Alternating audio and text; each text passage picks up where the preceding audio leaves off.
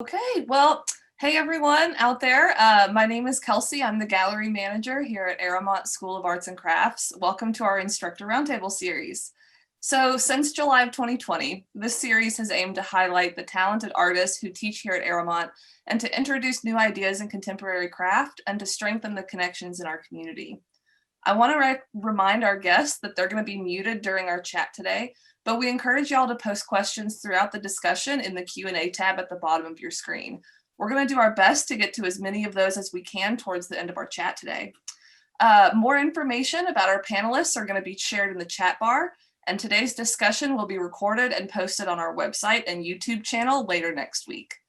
So today we're talking with three talented artists who have been scheduled to teach workshops at Arrowmont in our upcoming 2021 National Workshop season.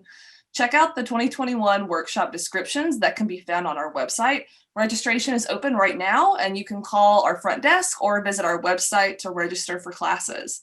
Our panel today includes Alicia Goodwin, jewelry designer and business owner based in Chicago; Beth Ireland, woodturner, sculptor, and educator based in St. Petersburg, Florida; and Lynette Youson, Sweetgrass, basket weaver, and instructor based in South Carolina. So our panelists are each going to have a chance to introduce themselves, and then we're going to get into some thoughts on the topic. So Alicia, would you like to start us out with an intro to you and your work, and maybe talk a little bit about the workshop you were scheduled to teach at Arrowmont this year? Sure.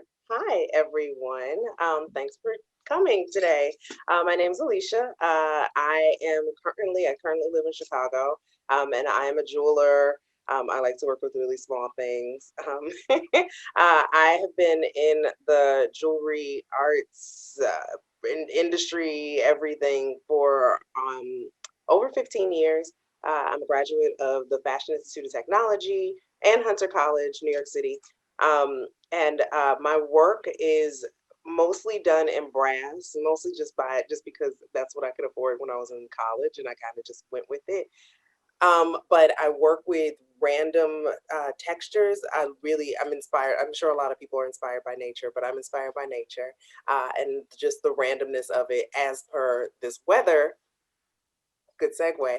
But it makes sense. So I like to really use different textures and kind of I use acid etching mostly, and also reticulation. Acid etching is a process where I use a resist paint on metal after I either carve it in wax and cast it, or just cut something out on brass sheet or brass wire, and then I'll paint and then set it in acid, and the acid will eat away whatever, and I kind of just let it do what it does. I'm super random with it. And then the reticulation is a process where in brass, it's where the alloys separate and they make these really pretty ridges and textures. So I love nature. I really am inspired by beetles. They're like one of the few things that have been classified fully. There are hundreds of thousands of different kinds of beetles. We don't know how many there are. So I get inspired by just like the markings on so many. So these earrings are a really good example. I try to work with repetitive uh, repetition a lot, and that's the class I'm teaching. But it's more production jewelry because I come from a mass-produced background. I've worked at a whole bunch of places. I've always had my company, which is Lingua Nigra, on the side, but now it's full-time. So I know how to make one thing and then make an entire collection from that and still make it look a little bit different. So that's what I'll be teaching at Arrowmont, how to make 4 or 5 shapes and just build out. It would be called a design development, which is, I have a fashion design degree too. So that's what they would call it, design development. You kind of work with one thing and then you just blow it up to something else. And I also really, as much as I love technology, my favorite work, my favorite jewelry is from thousands of years ago. I am inspired by Mesoamerican ceremonial jewelry, so Central South American. Um, and also jewelry just from really all over. But when people had horrible eyesight, and we're doing things by candle and daylight, and we're setting stones with wax, and I really love things from the Kuchi ethnic group in Afghanistan. So I just, this is a really great topic for me because I just love an ancient look because it's still current and it's still relevant today. Obviously, it's relevant today. So yeah, this is a little bit of my work. I don't use a lot of color in my work, so it has to be something that you don't know what it is. And on the left, these are beetle wing elytrae, which are, they're not wings, but it's easier to just say wings. It's the first part of the wing when you like crunch, when you step on a beetle and you hear that crunch, that's what you hear. And they're from Japanese jewel beetles. They've been used forever. There's a church in the Czech Republic that has them all on the ceiling. They're gorgeous. They're used everywhere. Everybody uses them for jewelry or on their Victorian clothing, which I'm also really inspired by, Victorian morning jewelry. But you can see that they're on people's clothes and it's just beautiful. It's pre-sequins. On the right are Italian shells, which was used for currency in a lot of indigenous indigenous cultures in the Americas and North America. And it's still used in a lot of clothing, indigenous ceremonial clothing. But they're also very poisonous. I didn't know that, which is probably why they were used as currency. So yeah, so you'll see that you won't really see a lot of beads, even though I collect beads like crazy. I don't really use a ton of color, so it has to be something really, really special.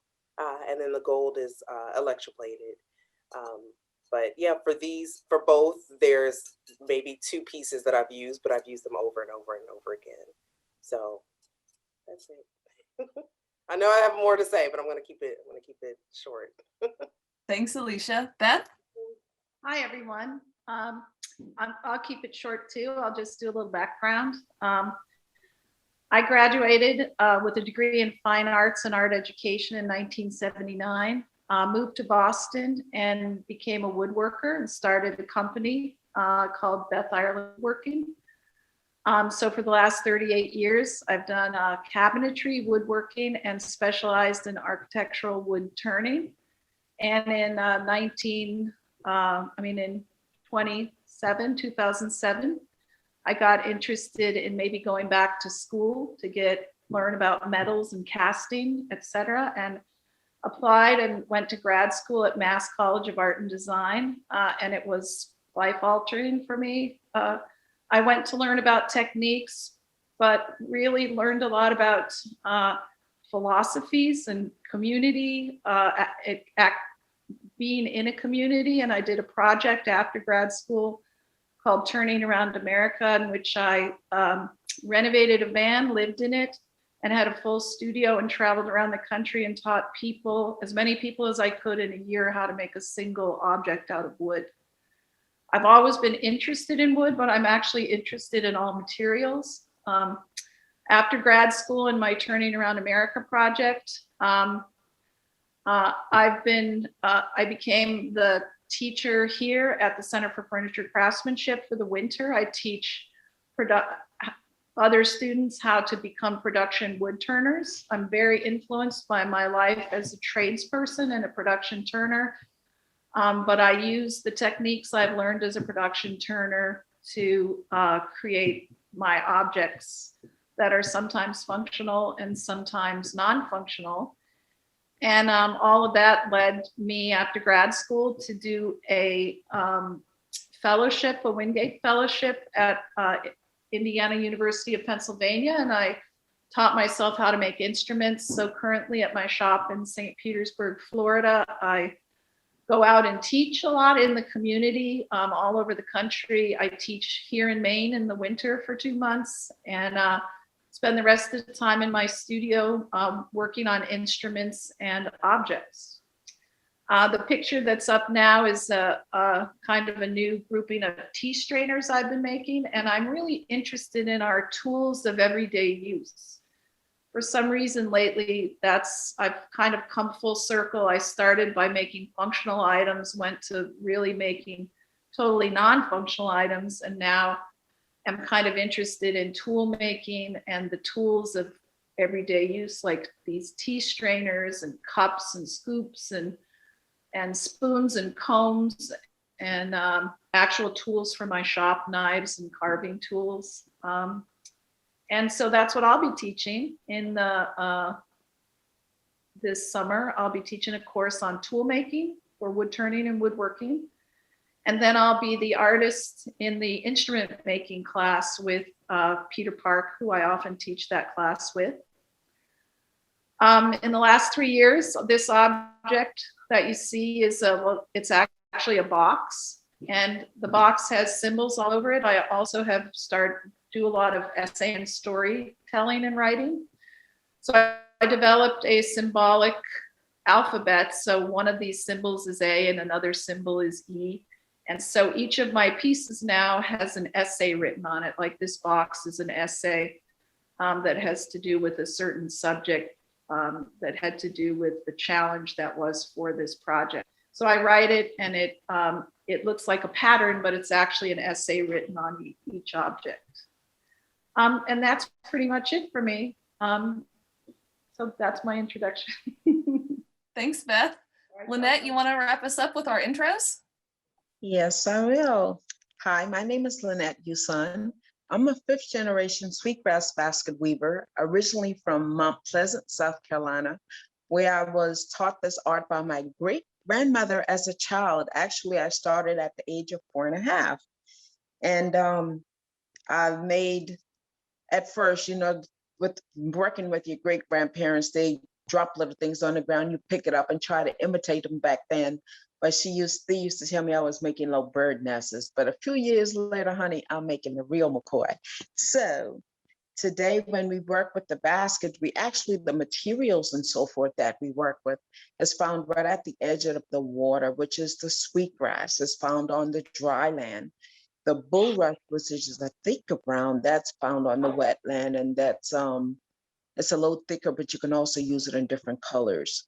We go into the forest and we find the pine needles and then the state tree, the palmetto palm. We mix all those stuff together and we come up with these great creations. The art form itself came over from Sierra Leone, West Africa, with my ancestors over 300 years ago. So that's one of the good things about taking it into the school system. A lot of the kids get to learn about the history. And at first, when my ancestors start working with the sweetgrass, instead of using a metal tool that we use today, mostly as a broken off spoon handle or such, they used to use a cow rib bone. They used to actually use a bone back in the days, because back then using a metal was considered a weapon. But today everybody uses a bone, a metal, because that can last for years on end. As time goes on, we start making different things. We come up with some of our own creation. Like this photo right here is a copy of the most traditional style. That's a rice fanner. And that's something the slaves used to use to winnow the rice in the rice field to separate the rice, actually. And that one has all the materials that I just mentioned. In the very center, you would see the pine needles. And then it goes with the sweetgrass and the bulrush. Then I'm at sweetgrass again, and then the red tone bulrush. That bulrush is actually a bulrush we find, during the mid-June, because when we harvest that bulrush, it's already that color, that reddish tone. But the others, we would put it out in the sun, and we let everything dry before we work with it, because it has that water mixture in it. And, you don't want to work with anything when it's wet, because it may mold or mildew. But honey, for me, I always say you take your time and you just work with love, because my great grandmother always say you do it the right way or you don't do it at all. And that's what I always tell my kids, my grandkids, and that I always say the kids in school are my kids also. And I've taught hundreds of kids how to weave, and a lot of them still come back and thank me today, but this is my love. I do this all day, every day. And the cross here is one of my original that I started a little over 12 years ago. And the reason I started doing that, there was a young lady, a nun actually, was leaving Charleston, and they wanted something special made for her. And that's the design I was blessed with for her. And I've been doing it ever since. And I do it from the little handheld size up to the larger sizes. And today I was told that quite a few other basket weavers was impressed and they have copied my design also.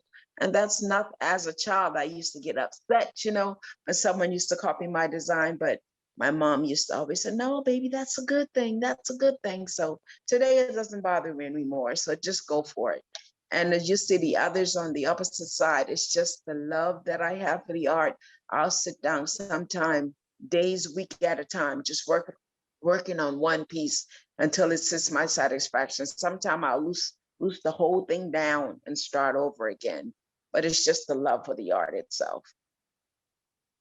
So if you have time to share, lots of love, and you would like to learn a new art, come on down to Arrowmont and join us. I'm going to be there this year. Thank you so much, Lynette. That's awesome. All right, well, we're going to jump right into questions that we have. So today our topic is on ancient to contemporary. So and anyone can answer at any time, what drew y'all to your chosen mediums or processes? Was it passed down, like I think Lynette spoke about a little bit, or did you discover it on your own? Well, if I wanted to start, just like I stated, it was just me I just love working with I always say older folks, but the older generation. And that's something I saw my mom and great grandmother, that's something they did every day. So to me, it's just something that came natural. My sister, she doesn't know how to pull a stitch, but that's my love. Like I said, it was passed down. And today I'm working on the 7th generation of my family. My grandkids are doing it today. So it's a good thing. It was passed down from generation to generation. I was lucky enough to, at Buffalo State, where I went to undergrad, I got to kind of sample fibers and metals and wood, and I just fell in love with the wood part. And I think what I loved was the functionality of it. Like I could go build something in my own home and I could use it. I love the idea of making something that you can incorporate into your daily life. Yeah. I learned how to make jewelry when I was a kid at a art summer camp, like how to make rings and do like pretty much almost production jewelry, like repetitive wire rings. And I started selling, I'm such a hustler. I started selling them when I was in the 5th and 6th grade, other kinds of jewelry, and then let that kind of go. I thought I was going to be a fashion designer. So after I got my degree at FIT in fashion, I went literally across the hall. The jewelry program at the time was really small, and I had no plans. I just wanted to do the 1-year program. I thought it'd be cool. FIT, just like most art schools, are just vacuums of you will never leave, you'll never graduate, because there's just so much amazing stuff to do. And I thought I'd just do the 1-year program. Like, why not? Before adulthood, you graduate and you have to do other things. And I fell in love with it, and I really had no plans after that. And I just stayed in the industry, and it's my love. So I'm happy I went across the hall. That's true, because once you have that love, that's it. Right. It's so true. It's so true.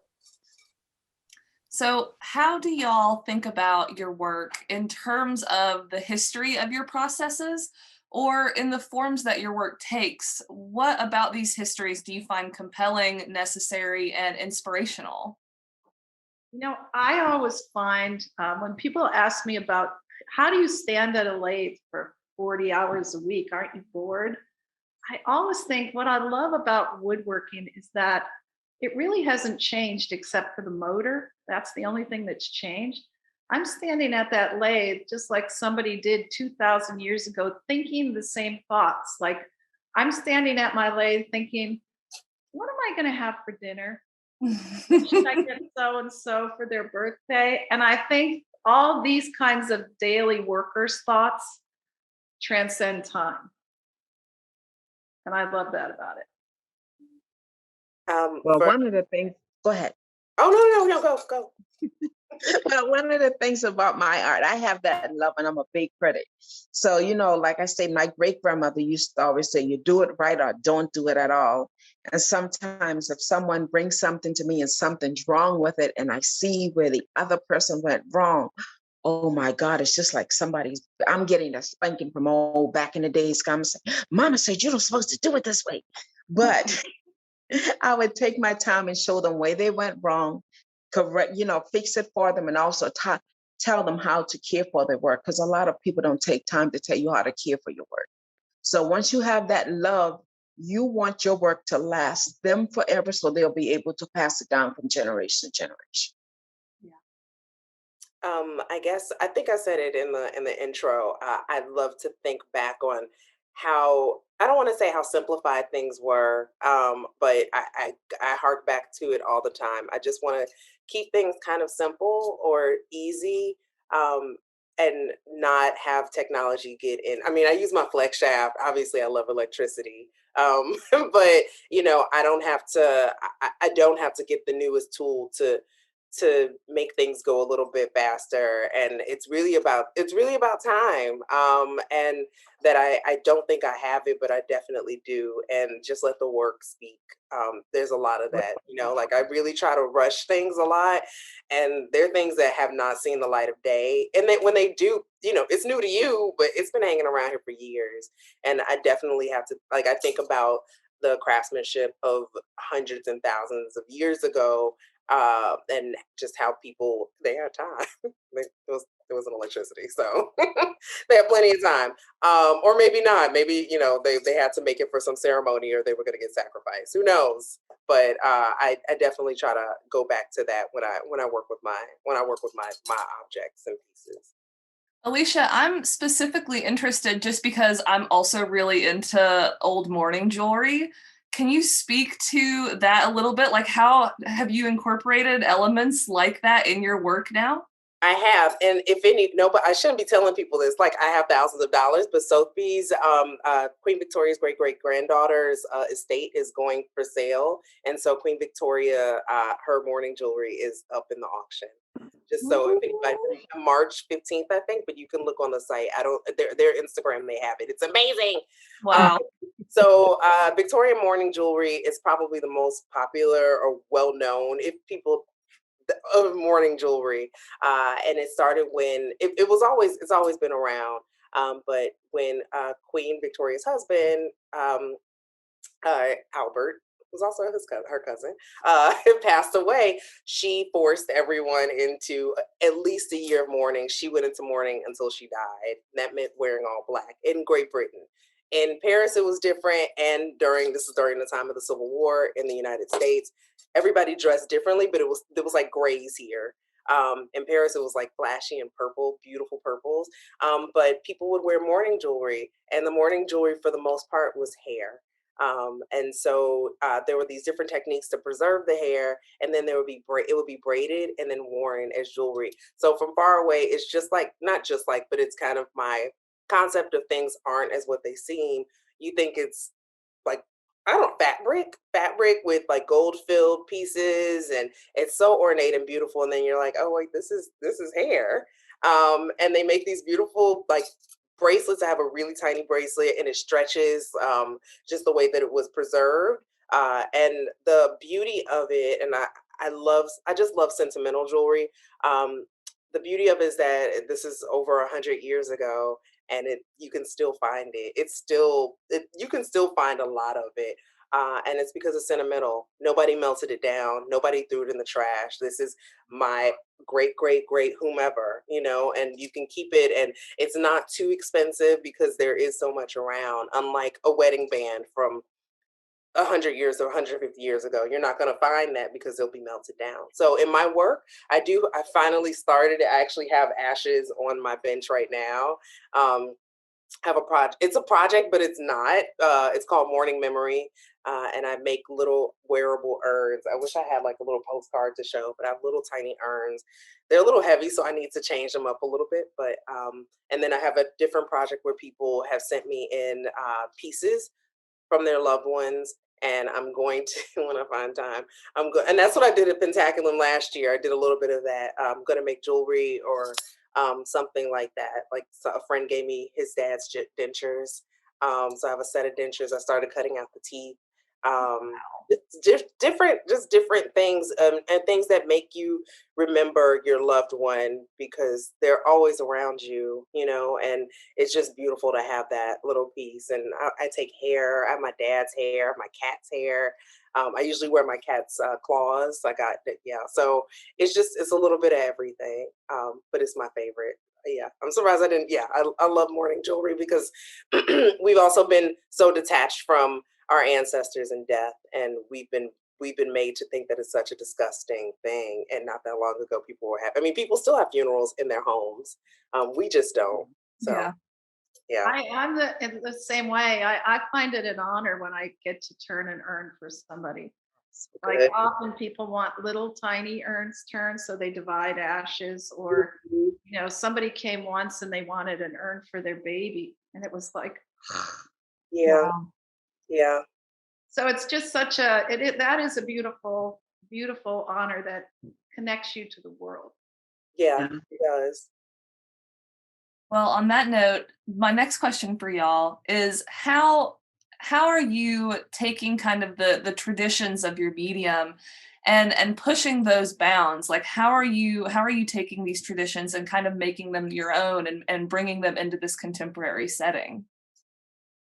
Well, one of the things I can say is the majority of the baskets, when you started out, everything's traditional, but adding your own special touch to it, that what makes it a little more modern. So you'll see the little wraps around it, or little French knots. The earring is actually something modern because of the little loops and so forth. Because back in the days, for everything's was simple and to the point. The little rice fanners to do the rice. You have the little egg baskets to go out to collect the eggs and so forth. Simple. But today we start adding all kind of little extra stuff to it. I got this for example. You can Wow. take the top off and go, and you can use all kind of stuff for it. But it's just simple and plain. Another little example, the rice fanner, just do something different with the material on the inside and just give it another look. And that's one of my babies that I have in the Smithsonian of Washington, D.C., which is a big honor. So, just take your time and just add something next to it. Just play your love. Because I'll spend 10, 12 hours a day on a basket. Sometimes I'll work on one basket for weeks at a time until I think it has what that customer or what I have, what I'm looking for is in that basket. And if they don't like it, I'll put it up for someone else because they may like it and start all over again until I please that customer. This is my love. I like to think about it when I was traveling around the country doing my teaching project. I'm a real archaeology nut, so all through the Southwest, I stopped at all sites and did digs, and I was interested in the pictographs, the imagery from another time. And as I was traveling, I came to realize I was thinking about a body of work with these pictographs, and of course, they're not my pictographs.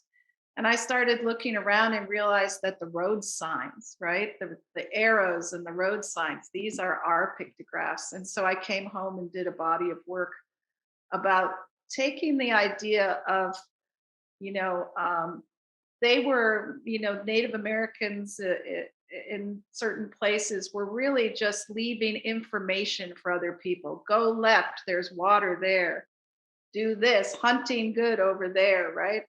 So I just thought about that idea and came back and started really doing a lot of imagery on my pieces that were giving other people information. And that's what led to actually doing essays. But I love that idea of how people used to put information. We call it artwork and we love their artifacts, but it was really just functional for them to send messages to other people. Very cool. I think with my work, this is a really good question. I love casting. It was my favorite subject in college, and then when I realized you could pay somebody to do that, that I never did it again.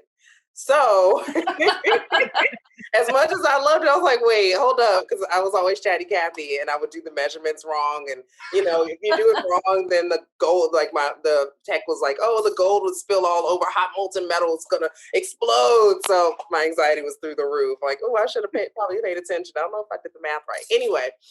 I think I use the lost wax method, which is everyone's used it across all over the world, and especially in ancient cultures. And I use that, but obviously I can make a mold and reproduce things easier. So you don't have that one of a kind feel, even though I do make one of a kind work. So it's not like lost in time like so much jewelry has been, because what we see in museums and stuff, that's like a fraction of what was melted down, and sent back to Europe and just every place. So I try to I think that's like my little update, and just gold plating instead of just keeping it brass. But I do like a quote unquote old look or really organic look. I don't really try to modernize anything. So do you have advice for folks out there who are interested in developing a more personal or contemporary style, but still wanting to really honor the tradition of their craft? Yeah, I'm here teaching at this program now, and kind of one of the main things I think my job is I'm teaching them the craft of wood turning, but I try to, when people say, well, how do you come up with ideas? I say, you look always, you look within. It's like Lynette was saying about her grandmother, and you got to love it. And so it's funny that you have to direct people to help them figure out who they are and what they love, and then how will you put that into your work. So like, for instance, I have a young kid here right now who's 18, and he's like, I don't know, I don't have an idea, and I said, well, what do you do when you go home and you have 2 hours? Nothing. And I said, well, you don't do nothing, what do you do? I watch horror films. And I said, that's it, that's your thing. And right now he's over there making a series of slasher bowls with Freddy Krueger hands holding bowls and knives, and he's totally into it. And he's like, now you can't stop him. But I think it's like helping people find the tradition is the tradition. We're all working from a tradition that's ancient, right? But it's how now do you have to look within, take who you are and put that into your work. Like Lynette making crosses, from, I'm assuming, Lynette, you have a deep religious background, right? A feeling. I do. So that love is like in the work. I love archaeology. I love symbols. That's in my work. Alicia loving mourning, So it's like helping we have to kind of in a way help people find who they are and what they love. And then that goes into the work. And it seems easy, but most people, interestingly enough, kind of don't know themselves, especially younger students. Yeah, that's really great advice. I think any kind of creative medium can help a lot of people find out a little bit more about themselves. We're therapists. Yeah, right. Yeah. Yeah. Alicia, Lynette, what do y'all think? I agree with Beth. When I teach, I think people want to see perfection, and it's hard when you are the teacher, and not my stuff isn't perfect, but people are surprised when I do something in a demo and they're like, this looks so good. Like, it should. I'm teaching, and I hope it doesn't look like who done it, but also don't expect this to look like, amazing in the first try. This is many years of doing it over and over and over again. And in that, most people will find some kind of inspiration, but they definitely have to let go. And I definitely tell them, like, just let go. You're going to make a lot of mistakes. Some people don't. And I wish everybody took like a jewelry class. And I think it would make people appreciate jewelry and handmade work more, because a lot of people just quit after, especially when I would teach at the library, you know, like they would just say, oh no, I'm going to do this here. This is it. Like, don't tell anybody I told you. I taught you to make that because that's what I didn't tell you. Like, that does not look good to me. Don't stop there. I know. I'm a good teacher. But yeah, no, I'll tell them, like, you have to keep on going, and in that they'll find their style. But I think we all are so used to instant results, and not used to, but we're so used to seeing like just these videos that people do, like these TikTok videos or reels, and they look like people do them in a minute, you know, but they take all day. And it's just telling people to kind of sit back. You might find your inspiration. I was very fortunate to find my love of jewelry and then also my style really quickly. But it's a process, and it's just telling people to kind of calm down. But it's like giving them permission to Yeah, be themselves and yeah, not make the work they're seeing in a book, right? yeah. And I agree with that 110%, because a lot of them at first when they start, they think it's supposed to be perfect, but they tense up and they're not being relaxed. But once they relax and get the hang of it, wow, did I do that? Yes, you did, baby. Just relax, let it go, love what you're doing, and they'll see a big difference. Yeah. Yep. Yeah, I think that you're right about that, Alicia. I watched my partner bowl on League for several years, and he has a 300. And I thought that just by watching for that long, that I would also be that good. It's not true. If everything was by proxy, we would just, I think the same thing. I remember when I tried to set a stone, I sat down, I was like, I don't know what I'm doing. Like, what am I doing? I haven't set a stone in 1,000 years, not this kind of stone, not this kind of setting. Let me go to my stone setter really quick and just get this done. I know. Makes me, And that makes me, don't you find YouTube, like I'm having these students who are like, no, that's not how you do it. And I say, oh, have you done this before? Oh, tell me how you do it. Well, I haven't actually done it. Well, how do you know? I saw it on YouTube. And I'm like, no, you got to touch it. You got Yeah. to touch it. You got to hold it. exactly. You got to pound it. You don't watch it and know it. It doesn't happen that way. No. Right. That is so true. That's a really great segue. So, you know, that's, I think, the value of really learning something from folks like you in a workshop setting, you know, getting your hands on materials and being, you know, taught by someone who's been doing it for a long time and knows what the reality of that is, right? So on that note, how do you think that teaching at craft schools or teaching in academia or teaching in high schools, how has that affected your own personal studio practice? You know, I was just talking to somebody about this.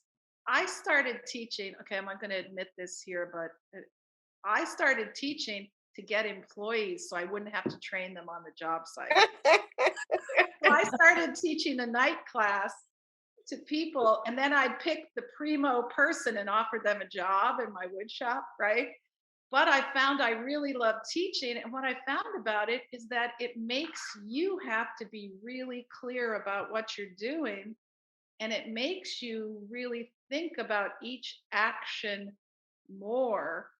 And I think it makes you better because you're not just doing it, you're thinking it, you're really thinking it through more than you would just doing it. Having to explain it really, I think, makes you a better at your craft. I was thinking that people say those who can't teach, and I was thinking those who can should be teaching, right? Especially right now, right? Because you don't want those who can't to be teaching, Right. you know.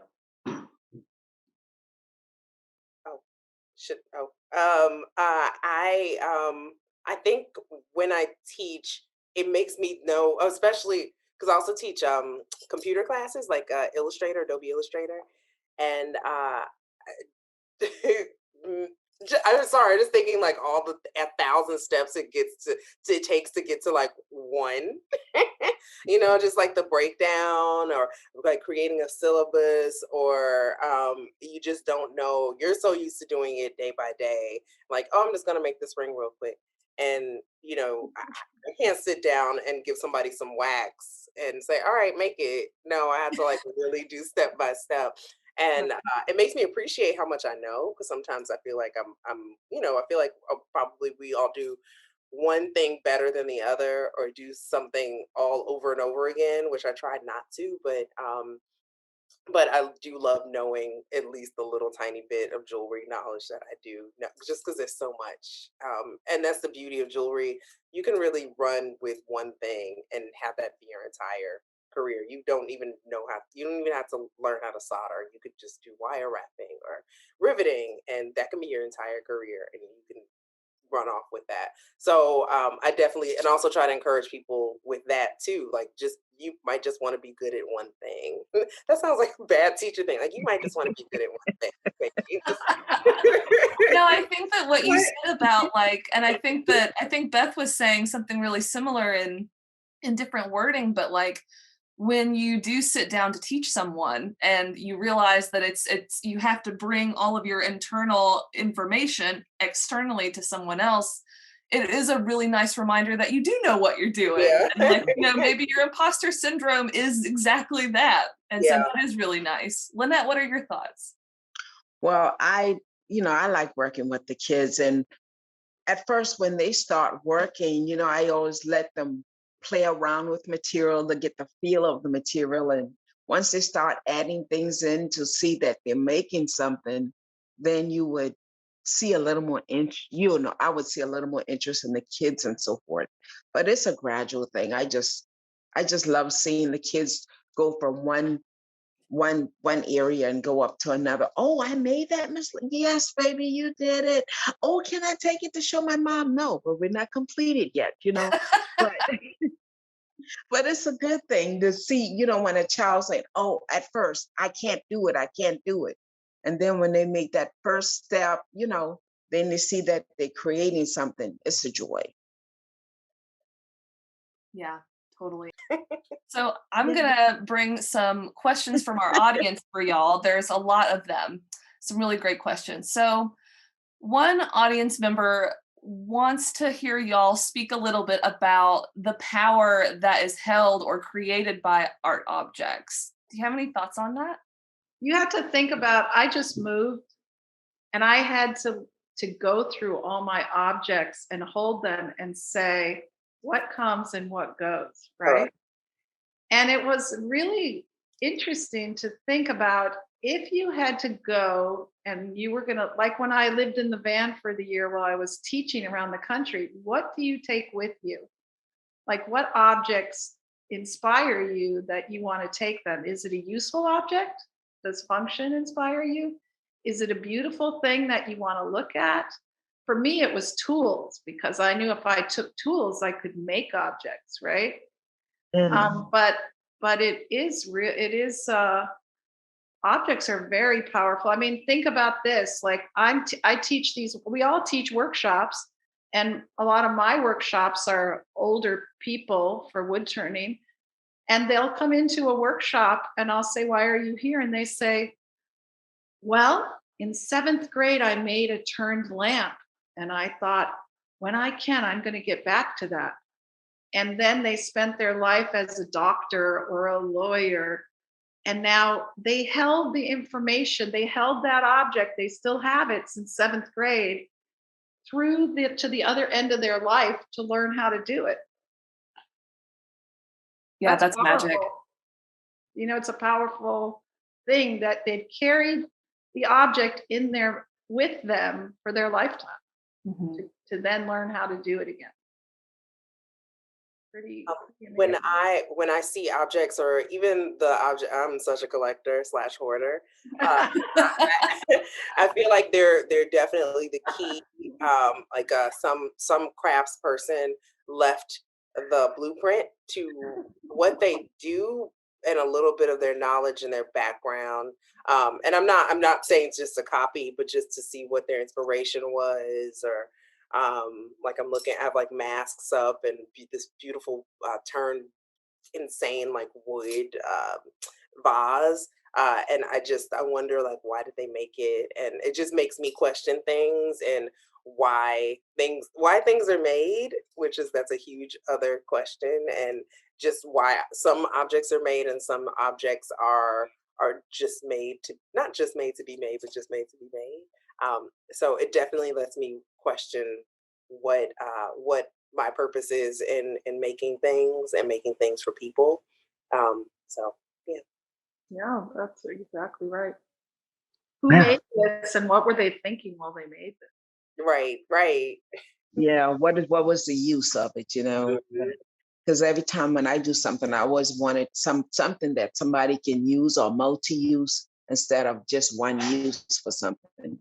And then So, do you you know, think of where will it be? I always think, exactly. where will this object I'm making now, right? Because I love archaeology and I pick up that pot shard and I say, oh, who made this? And now we're making things, and you think 100 years from now, 300 years from now, are they going to think about us? Who was that person who made that rice basket, right? Mhm. Like, Yeah. thinking, who made those silver earrings and brass earrings? We are going to be the artifacts for the future. That's an interesting thought too. I'm sorry I took that question to the other side, but No, I think that's beautiful. Well, I've got another question for y'all. And I think this is a really good question for all three of you with the materials that you use, but are there environmental considerations that you take into account when you choose the material for your work? yes, wood is very environmentally sensitive. Like you wouldn't take a piece of wet maple that I cut here to Arizona and go finish turn it right now because it would just shatter. Hmm. For jewelry, oh, I'm sorry, Miss Lynette. No, go ahead, sweetheart. For jewelry, it's a wash. And I know people take class and they're like, "Oh, isn't there a more eco way?" Like, no, not really. There is for some things, but that's if I go to a river and find my own gold flakes and melt it down. I'm not doing that, but so I have to think about that. I think about it, but it's jewelry is definitely not environmentally. My jewelry is not, especially with the gold plating. Even if it's recycled, there's so much pollution that comes from it. I just tell people to just be mindful of that. God, I And wasn't also even just didn't even interpret the question that way. Is that what you were asking, Kelsey? Well, yeah, if there are any like environmental considerations around the materials that you use, but Alicia, I think that's really interesting to think about, especially in jewelry where, hopefully folks are really valuing that piece of jewelry and they're gonna keep that forever and it becomes an heirloom, right? Especially yeah. with that handmade object. Yeah, I try not to make throwaway things. Exactly. Yeah, yeah. Huh. Well, and everything I use is grown naturally nearby the water, like I mentioned about the sweetgrass and so forth. The sweetgrass grows right at the edge, but but that one grows on dry land. And back in the days when that was naturally growing, it was something that helped the beach erosions and all that stuff, the sweetgrass and the bulrush. But the sweetgrass where that usually grows is considered waterfront property. And today, a lot of folks want waterfront property. So the sweetgrass itself is kind of hard to find. So a lot of it is being replanted in order for us to, do some of the baskets. Um, you know, the bulrush itself, that's at another story because that's in the water, in the marsh water. And that also helps because when you cut it off the top, it grows right back. So there's no really a lack in the bulrush. Gotcha. The pine needle, we go out into the forest, but sometimes that's kind of even hard too, because sometimes for the fires and so forth. But the palm itself from the high tree. Sometimes we have a little problem with that being that grows out in the water also. So, sometimes I just said prayer. I love my material, but I also have the fear of snakes. So that's one of the big things. Yeah, the compatibility there, I could see the problem. Lynette, do you go forage? Do you collect your I own? do collect. Let's see, for the last 10, 12 years, I've been collecting the sweetgrass because when I was one of the chairpersons, we started an organization, a forefront of it to go started a harvesting program. And believe it or not, they picked me over the harvesting program, the main one who was afraid of snakes. The first year I stayed on the back of a truck and told them what to do. But from there on in, I started, going out more, and some of the mills showed me exactly what to do. But I thank God I've never seen a snake out there while harvesting. But that's where you recruit your grandchildren to help. Right. That's how they get their start in baskets. But see, one of the good things about doing it with my grandkids is I let them go out with the ones that they replanted. So it's in a development that they allow the sweetgrass weavers to pull because they're always maintaining that one. And thank God they put things down for snakes. So they go out with that one with Nana. But that's also really a great way to teach kids about the importance of the environment, right? Yes. Delicacy of the environment. And they really enjoy it because sometimes I also invite them out to where I at the pavilion in South Carolina where I do my work, and they have a lot of sweetgrass around there. So sometimes we used to do little camps, and at the end, maybe the last week in the camp, I'll take them out so they can harvest their own sweetgrass. And that's one of the joys of the whole campsite. Oh, wow. Yeah. Yeah, that sounds pretty magical. But it's a joy. I love it. They love it. So I have another viewer question for y'all. What specifically about your craft makes you feel young and makes you feel like you did the first time that you had that first really wonderful breakthrough moment in your medium? When I'm working on something and it comes out the exact way that I wanted, I'm like, yes, I did it.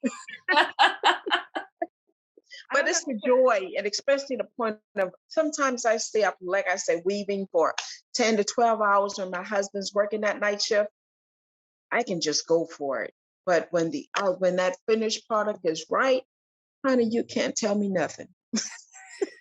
Now, Kelsey, it's the use of the word young, because I have to carry giant boards, and each time I go to the lumber yard, I feel older and older. And older. And so my work is getting smaller and smaller.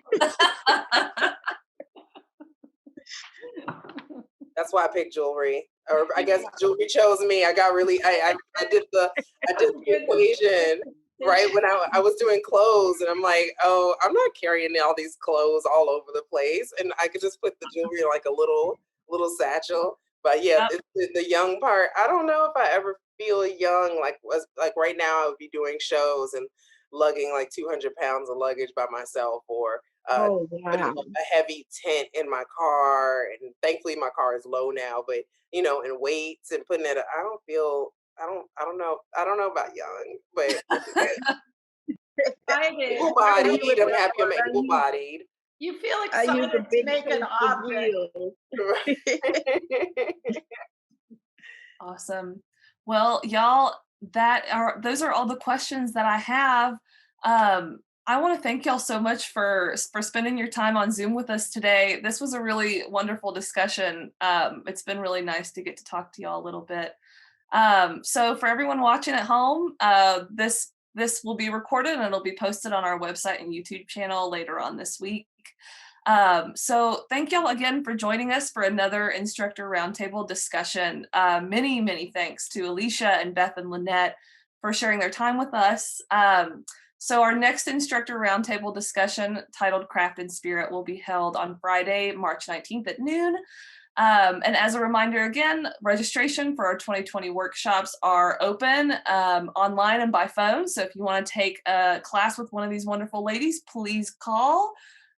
So we hope you'll join us again. And on behalf of everyone here at Arrowmont, please stay safe and stay creative. Thank y'all so much. Thank you for inviting us. Bye. Thank Thank you. you. Bye-bye, ladies. Bye. That jewelry's great. Thanks for listening to us talk. It was great listening to you two ladies. It was a pleasure, and I would like to contact you two ladies. I thank you. And Miss And- Lynette, I think I might have met you. My friend, side note, sorry, my friend, she's Gullah, and she did like a whole road trip from Brooklyn down to South Carolina, and we went to a festival where there were singers from Sierra Leone, and I might not have. I know there are other Sweetgrass artists, but it was great. That's You know, all. I used to be over one of the festivals along with a lady named Miss Thomasina Stokes Marshall. I used to be one of the chairpersons. Ah, So good chance you did. yeah, might have happened.